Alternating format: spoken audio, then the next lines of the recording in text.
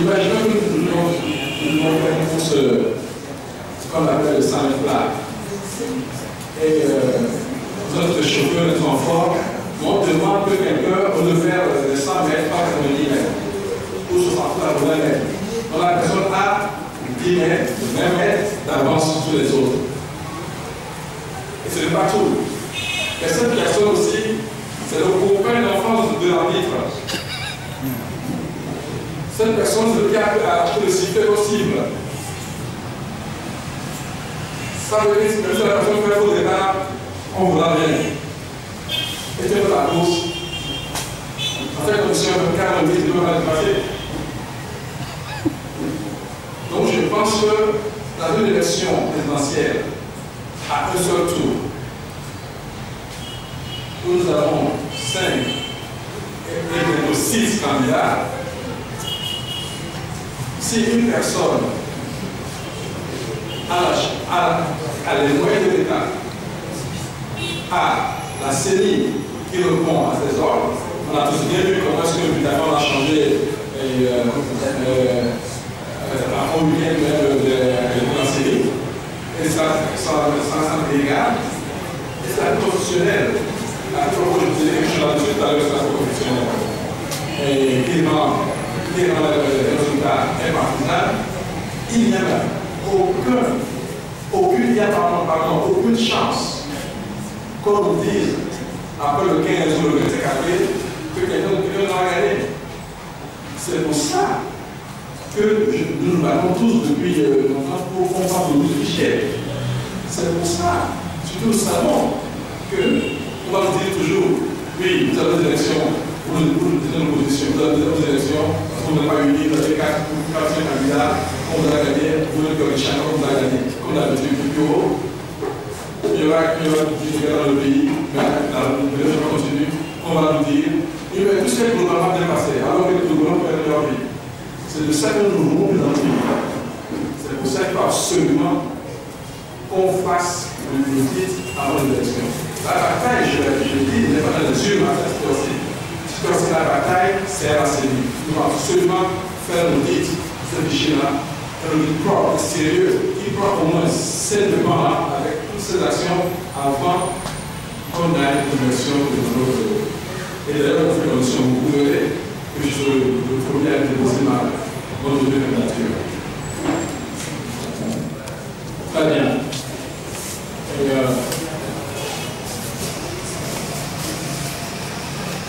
D'abord, je remercie le président du Ghana, le président de la CEDEAO, pour l'intérêt qu'il a pour le pays, pour l'intérêt qu'il a pour la paix sociale de l'Europe. Déjà, je suis tout courageux de dire au gouvernement togolais, arrêtez ce que vous faites, donnez au moins de 10 jours pour que le travail. C'est déjà une très bonne chose.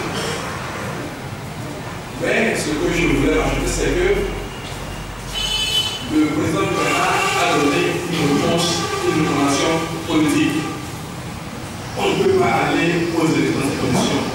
C'est exactement le message que voulait dire au Togolais. Nous ne pouvons pas aller aux élections dans ces conditions. Donc la date du 15 avril n'est pas acceptable. C'est ce qu'il voulait dire quand on vient de dire. Donc ce n'est pas 10 jours qu'il voulait dire. Il voulait dire prenez le temps de trouver un heure pour avoir des élections paisibles. Et ce temps-là, c'est 2 ou 3 mois, si on veut faire les choses bien. On en profitera pour faire, pourquoi pas les réformes. On en profitera pour faire l'audit. Donc, du coup, le président de la CEDEAO vient dire au gouvernement togolais, au président de la République togolaise, c'est que prenez le temps de faire les choses bien. On n'avait plus accepté des élections factices. Donc, ceci dit, je le remercie pour ça. Je dis le temps qu'il faut pour faire ce travail. Le minimum, c'est déjà 3 mois. Le minimum, il faut quelque chose de propre. Parce qu'on ne peut plus se permettre de bâcler ce travail. Il faut que la liste des résultats du travail soit consensuelle, que toutes les parties impliquées soient d'accord sur le résultat de ce travail-là. Il faut que toutes les parties impliquées puissent avoir le droit de regard sur le travail qui est fait. Pas seulement sur les résultats du travail là, mais aussi sur la méthode, sur l'approche et sur le travail.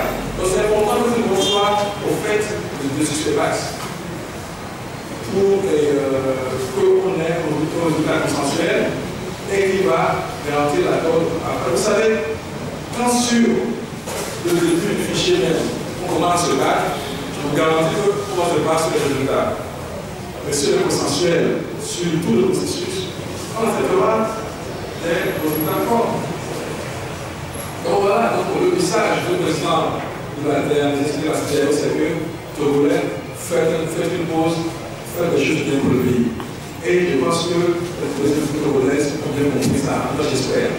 Maintenant, sur le plan juridique, dès qu'on dit qu'on reporte des élections, ça veut dire que le décret de loi qui est sorti pour mettre en place cette élection-là est caduque. Si on décale d'un seul jour, même d'une seule heure, ça veut dire que ce qui est en cours là est caduque, ça n'existe plus. Il faut le convoquer un corps électoral, il faut faire appel à la candidature, il faut le faire. Donc dans ce cas-là, une fois que moi j'ai la certitude que nous allons faire un audit et que l'audit est propre, vous verrez que je serai candidat pour cette présidentielle de l'eau. Je vous ai dit que la bataille n'est pas encore finie. Je vous ai dit que je n'ai pas jeté l'éponge, que je me souviens de là. Bientôt nous aurons la victoire pour nos gens.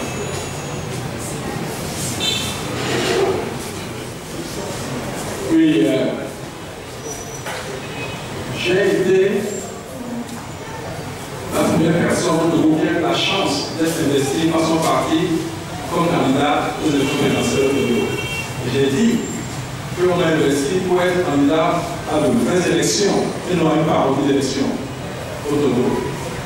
Je suis toujours dans cette logique. Moi, j'ai la force de mes convictions. Et j'ai toujours dit aussi que tant qu'on n'a pas soufflé, on n'a pas sifflé la fin du match, M. Deveneur même à 5 à 0, on va se battre. On a vu les gens marquer 6 buts en 2 minutes. Qu'est-ce qui s'est passé? Eh bien, moi, avec le que je vous dis, qu'il ne peut pas avoir d'élection présidentielle au Togo sans audit du fichier, sans audit du fichier électoral propre. Et j'y maintiens cela. Et j'ai toujours dit que quand ce sera le cas, eh bien, je serai toujours le premier à déposer ma candidature. Donc, pour moi, je vais dans la logique et le fait, je l'espère, grâce à la détermination des Togolais, nous devrons tous les raison. Bon, évidemment, ils m'ont invité à leur présentation. Et moi, je n'ai pas subité. Moi, quand je fais la lecture de la chose, c'est un mandat diplomatique. Je n'ai pas su me dire, on ne peut pas aller aux élections dans l'état actuel des choses. Ça, c'est un fait. Et tout le monde le connaît aujourd'hui. Et donc, ça veut dire aussi, Togolais, prenez le temps de faire les choses bien. Donc, avant, c'est la lecture. Le président canadien a proposé quelque chose, c'est qu'il appartient à nous techniciens, à nous personnes sur le terrain, à nous politiques qui voulons faire les choses bien, de prendre le temps nécessaire pour faire l'audit complet et donc proposer un nouveau programme pour les élections prochaines. En tout cas, l'intérêt, c'est qu'aujourd'hui, tout le monde le connaît enfin, pour qu'on peut parler aux élections le 15 avril prochain. Et en tout cas, espérer que ça se passe dans la paix. Voilà la réalité des choses. Donc, nous allons, c'est déjà une victoire pour le Togolais. Nous devons continuer la bataille, le travail n'est pas terminé, pour qu'on puisse faire exactement ce qu'il faut pour qu'on ait une élection totalement transparente. En tout cas, moi, je vais m'y appliquer et je vais continuer en deux maillots tout seul. Si les gens reconnaissent en disant qu'on est capable de financer l'UIF, la CDAO, ils sont que vous connaissez derrière moi. C'est ça? Très bien. Donc, je réponds à cette question. Ou une démonstration. Vous voyez? Est-ce que vous avez besoin de parole après? Ici. voici la base de données réelle que j'ai reçue par le courrier extraordinaire. Je ne crois pas que c'est tout d'abord mettre ça ici, avant de faire.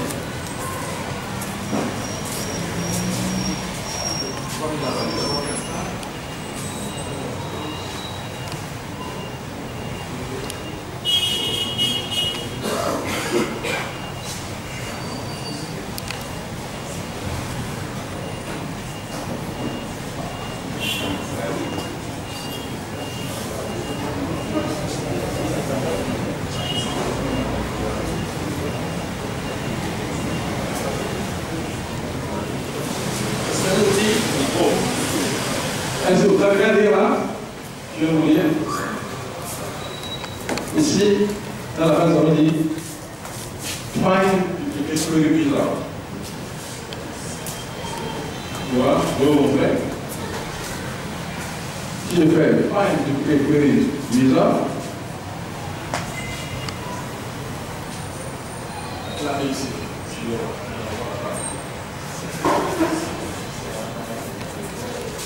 Je vais demander ce que je veux le faire. Donc, je prends le fichier que j'ai reçu, qui est là, je fais OK, je fais suivant. On peut me demander quels sont les champs que je veux que ce soit complètement les mêmes. Là, je vais choisir le nom, le prénom, on va le faire. Donc là, je prends, je n'ai pas de ici.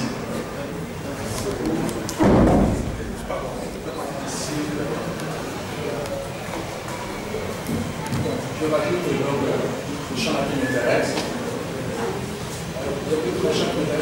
Le nom, prénom, tout, je mets ça, etc. Je rajoute comme ça. Donc cette puissance qui va contrôler que les gens soient exactement les mêmes. Exactement les mêmes. Je rajoute. Une fois qu'on a fini de rajouter ce qui nous intéresse,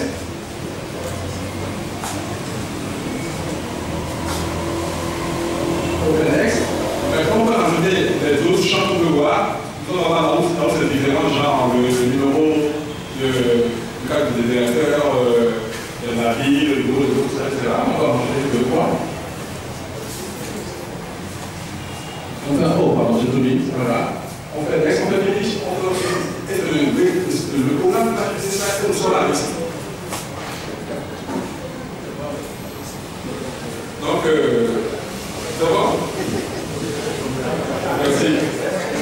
Vous me connaissez, moi je n'ai pas de langue de loi, c'est juste que je pense directement. Parce que moi j'ai le courage de mes convictions. D'abord, je suis content que l'IEF fasse une mission dans notre pays, justement par rapport à ce fichier électoral. C'est d'abord la preuve de l'aveu du gouvernement pour dire que tout ne va pas dans le fichier. Même s'ils disent que leur but c'est de nous faire les aider à consolider, ça veut dire aussi qu'ils savent que le corps électoral n'est pas bon des presse. Donc ça veut dire que tout ce qu'ils font là c'est illégal. On ne peut pas contrôler le corps électoral qui n'existe pas. Deuxième chose. Donc la présence de l'OIF dans nos lieux pour moi est une clause supplémentaire. Donc j'applaudis cela. L'OIF est une organisation internationale de renom qui représente des millions de personnes.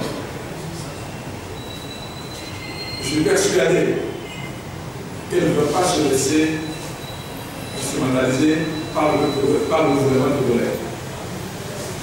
Je suis certain que s'ils font un travail, il leur faut plus de temps pour pouvoir le finir.